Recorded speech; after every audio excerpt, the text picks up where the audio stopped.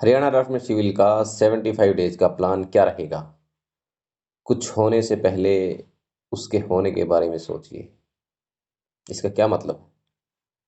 मतलब है कि अप्रैल 5 को सोच लीजिए कि एग्जाम। अप्रैल 5 को क्या है? संडे। आप दिमाग में एज्यूम कर लीजिए कि इस दिन को क्या है? पेपर है आपका, ड्राफ्टमैन सिविल का। अगर आप नहीं करेंगे तो आपके अंदर मोटिवेशन नहीं आएगा। एज्यूम कर लीजिए कि 5 तारीख को आपका पेपर है। चलो, एज्यूम कर लिया आपने।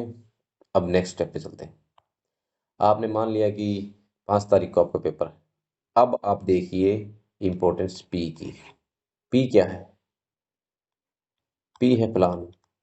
क्या प्लान रहेगा सोचने के बाद में? कि आपने सोच लिया कि 5 तारीख को आपका पेपर है।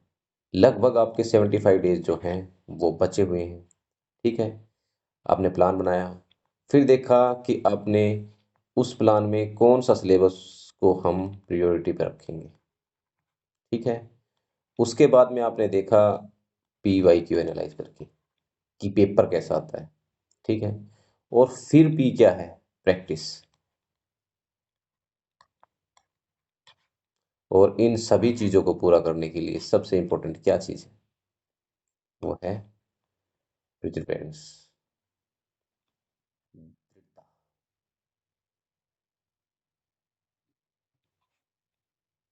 हट।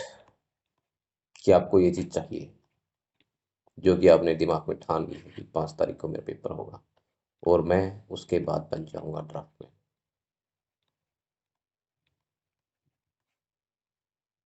तो क्या रहना चाहिए प्लान? सबसे पहले हम क्या करेंगे? सबसे पहले हम करेंगे पी वाई क्यू एनालाइज। देखिए, मेरे को मिले हैं 2 पेपर, 19 का और 21 का। मैं बताता हूँ कि इन दोनों पेपर में क्या सिलेबस कहाँ से क्या कुछ आया है। पूरा एक्सप्लेन नहीं करूंगा, मैं बताऊंगी कि प्लान में हम क्या करेंगे। ठीक है। जो आपके सबसे इंपॉर्टेंट सब्जेक्ट हैं, building material, building construction, surveying, building drawing. ठीक है। ये आपके 4 सबसे इंपॉर्टेंट जो टॉपिक है, जो बुक है या फिर जो सब्जेक्ट लगा लीजिए आप, उनमें से 31 क्वेश्चन, लगभग 30 क्वेश्चन आउट ऑफ 48 2021 के पेपर में आए थे, जो कि आपका 62.5% के आसपास बैठता है। मतलब कि जितने मार्क्स का जो पेपर टेक्निकल आता है उसका 62.5% पेपर जो है आपका सिर्फ 4 सब्जेक्ट में से आया है। ठीक है। और फिर मैंने एनालाइज किया 2019 का पेपर। तो BC plus building material plus survey plus building drawing, यहाँ पे तो इन्होंने कमाल ही कर दिया। 31 आउट ऑफ 40, लगभग 75 क्या परसेंट के आसपास जो पेपर है, कहाँ से आया आपका? ये आया आपका इन सब्जेक्ट से। और फिर अजीब बात है, मैंने देखा जेई का भी पेपर, उसमें इससे भी ज़्यादा कमाल कर रखा है, क्योंकि जेई का पेपर जो है आपका 2024 में हुआ था। 2024 का जो जेई का पेपर था आपका, उसमें ये सब्जेक्ट, ये समझ लीजिए जो आपका पेपर जो कैंसिल हुआ था, वो लगभग 80% जो है इन्हीं टॉपिकों में से सारा आपका पेपर आया हुआ था। तो आप एचएसएससी के पैटर्न को समझिए। आप समझ जाइए कि ये जो आपके टॉपिक है, बिल्डिंग मटेरियल, बिल्डिंग कंस्ट्रक्शन, सर्वे और बिल्डिंग ड्राइंग, ये आपके सबसे इंपॉर्टेंट स्टार सब्जेक्ट, बोलिए इनको स्टार सब्जेक्ट। 3 स्टार लगा लीजिए सिलेबस में इस पे। और दिमाग में अपने प्लान बना लीजिए पहले ही कि सबसे पहले तो मैं यही करूँगा, प्रायोरिटी सब्जेक्ट मेरे होंगे ये वाले, ये 4 सब्जेक्ट। ठीक है। अब नेक्स्ट क्या है? क्या स्ट्रेटेजी होनी चाहिए? हम करते हैं यहाँ से शुरू। ये एक लंबा का टाइम स्पेन। यहाँ से स्टार्ट करते हैं अपन अपने टाइम जो कि 75 डेज है उसको डिवाइड करते हैं इंटरवल्स में। ये मान लीजिए 20 का इंटरवल है, ये 20 का इंटरवल है, और फिर ये है 15 का इंटरवल, और उसके बाद में है कितने हो गए 20, 40 एंड 55, और 55 प्लस में 20, 75। तो हम प्लान को डिवाइड करते हैं 4 हिस्सों में। तो इस 20 दिन के इंटरवल में हम क्या करेंगे? इस 20 दिन के इंटरवल में हम करेंगे बिल्डिंग कंस्ट्रक्शन, बिल्डिंग मटेरियल, सर्वे और ड्राइंग। ये 4 सब्जेक्ट हम पूरे करेंगे, प्लस शॉर्ट नोट्स इनके बनाएंगे। ठीक है, 20 दिन में चाहे आप 5 दिन 5 दिन 5 दिन ऐसे डिवाइड कर लो, या फिर जैसे भी आपको सही लगे वो कर सकते हो। ठीक है। अच्छा, नेक्स्ट 20 दिन क्या करेंगे अपन? नेक्स्ट 20 दिन करेंगे अपन irrigation, RCC, strength of material, और एस्टिमेशन ऑफ कॉस्टिंग जो है आपका सब्जेक्ट वो करेंगे। ठीक है। और बाकी जो छोटे सब्जेक्ट है जो एक दिन में हो सकते हैं वो वाले सब्जेक्ट, ये सारे बाद में करेंगे। ठीक है। और इसी टाइम के इंटरवल में जो कि ये आपके 20 दिन का इंटरवल है, इसी में हम करेंगे क्या? ये जो शॉर्ट नोट्स आपने बनाए हैं इसकी प्रैक्टिस, मतलब कि रिवीजन। रिवीजन कैसे करेंगे अपन? एक दिन में एक सब्जेक्ट, मान लीजिए इसके आपके शॉर्ट नोट्स हैं, फर्स्ट दिन वो पढ़ लिया आपने, दूसरे दिन दूसरे के शॉर्ट नोट्स, तीसरे दिन तीसरे के शॉर्ट नोट्स, ऐसे पढ़ने। ऐसे करके 20 दिन में लगभग आपके 5 बार रिवीजन हो जाएंगे ये वाले सब्जेक्ट। ठीक है। ये हो गया आपका, ये एक बार हो गया आपका, क्योंकि इसमें रिवीजन स्टार्ट नहीं हुई। जब तक आप यहाँ तक पहुँचोगे तो आपको लग रहा होगा ये 20 वाला स्पेन थोड़ा मुश्किल है, लेकिन जब आप ये पढ़ोगे तो आपकी पढ़ने की प्रैक्टिस हो जाएगी और यहाँ पे पहुँचकर आप ज़्यादा पढ़ सकोगे। ठीक है। अच्छा, अब आगे 15 दिन। ठीक है। अब इसका रिवीजन आपका लगभग कितनी बार हो चुका है? 4 5 20, 5 बार। तो आपकी इसकी पकड़ होगी बहुत अच्छी। इस टाइम इंटरवल में आप लगाइए one liner. One liner question जो मैं दिखा रहा था पिक्टोग्राफिक फॉर्म में, वो क्वेश्चन। पिक्टोग्राफिक फॉर्म में करने का क्या मकसद है? मतलब क्वेश्चन आपके दिमाग में पिक्चर के साथ में बैठ जाता है कि देखो इस बंदे ने फ्लोरोसेंस दिखा रखी है ईंट के ऊपर, और फ्लोरोसेंस ईंट के ऊपर क्यों होती है? क्योंकि उसमें अल्कलाइज प्रेजेंट होती है। तो आपको याद हो जाता है। नॉर्मल वन लाइनर जो क्वेश्चन होता है उसमें ऐसा नहीं होता है। वो एक डाटा की तरह काम करता है आपके दिमाग में। वो आपके दिमाग में कोई फोटोग्राफिक मेमोरी क्रिएट नहीं करता, इसलिए वो आपको याद नहीं होता है। तो इन 15 दिनों में आप क्या करोगे? वन लाइनर लगाओगे पिक्टोग्राफिक फॉर्म में। ठीक है।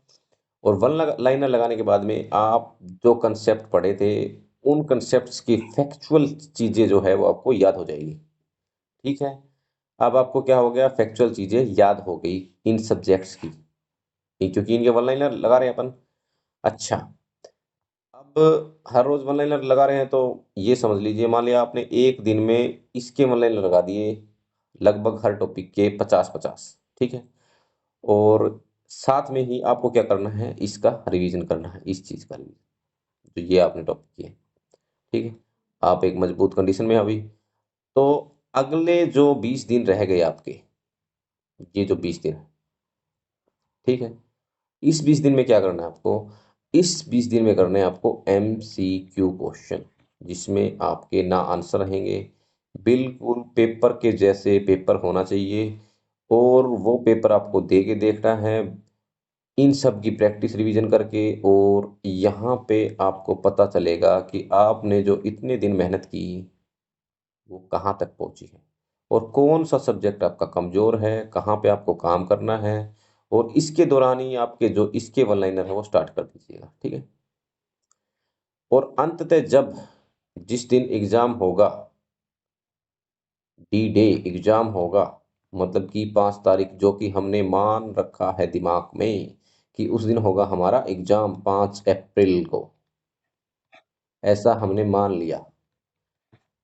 जो इंसान अपने सबकॉन्शियस माइंड में एक चीज़ मान लेता है, कहते हैं कि कोई चीज़ होने से पहले इंसान के दिमाग में होती है। तो आप दिमाग में मान लीजिए कि 5 तारीख को जो पेपर होगा उसमें मेरा सिलेक्शन होगा। और वो सिलेक्शन कब होगा, जब आप ये मानेंगे कि 5 तारीख को पेपर होगा। ठीक है। और यहाँ पे आपने सोच लिया कि 5 तारीख को आपको पेपर होगा, और यहाँ तक जब इस तरीके से आप पहुंच जाओगे तो आप ये समझ लिए कि आप 10,000 जो स्टूडेंट तैयारी कर रहे हैं, मोस्टली स्टूडेंट से आप होगे आगे। जो भी आप में से फॉलो करेगा वो इनसे आगे होगा। ठीक है। अच्छा, किसी को लग रहा होगा मैं तो एमसीक्यू लगा रहा हूँ, मुझे क्या दिक्कत है, मैं तो बहुत आगे हूँ। क्योंकि कुछ बच्चे सोचते हैं मैंने पहले वो कर रखा है, तैयारी कर रखी है, ऐसे सोच रहे होंगे बच्चे। तो मैं उनको बता देता हूँ, कई बार क्वेश्चन जो है वो आपके ऐसे आ जाते हैं कि वो फैक्चुअल नहीं होते, वो होते हैं अंडरस्टैंडिंग बेस। जिस बच्चे के कंसेप्ट क्लियर हैं उस क्वेश्चन का जवाब वो जो है वो बच्चा ही दे सकता है जिसके कंसेप्ट क्लियर है। ठीक है। और जिसका कंसेप्ट क्लियर नहीं है उसका वो जवाब नहीं दे सकता है। ठीक है। तो ये जो मैंने आपको प्लान बताया है कि आपको पी पे ध्यान रखना है, पी से मतलब प्लान, प्रैक्टिस, पीवाईक्यू चेक करना। पीवाईक्यू तो मैं एनालाइज करवा ही दूंगा, और मेरे चैनल दीपेडीफाई पे पीवाई की जो एनालाइज है उसकी वीडियो भी है, और उसकी पीडीएफ भी है पिक्टोग्राफिक फॉर्म में चैनल के ऊपर। और प्रायोरिटी किसको देनी है और इन सारी चीज़ों को हट दिमाग में कर लीजिए कि आपको पूरा करना है। ठीक है। और अंततः मैं आपको एक बात बोलना चाहूँगा, ये है आपका प्रैक्टिस ग्राउंड, इसको तोड़ फोड़ दीजिए। और ये है आपका पेपर ग्राउंड, यहाँ पे आपको मिलेगा सिर्फ एक ही चांस। यहाँ पे मिल जाते, ये चांस मिल गया, ये मिल गया, तो आप इस पूरे ग्राउंड पे अपने फुटप्रिंट्स छोड़ सकते हैं। लेकिन यहाँ पे फुटप्रिंट छोड़ने का सिर्फ एक ही चांस मिलेगा, क्योंकि कहा जाता है कि युद्ध जीते जाते हैं अभ्यास के दौरान, युद्ध वाले दिन तो बस प्रमाण दिए जाते हैं। Okay, thank you guys. और हमारे चैनल को सब्सक्राइब कीजिए, चैनल को शेयर कीजिए, और अगली वीडियो का वेट कीजिए जो कि होगी आपकी किस चीज़ के बारे में, कि आपको कौन सा टॉपिक कहाँ से पढ़ना है। ठीक है। Thank you.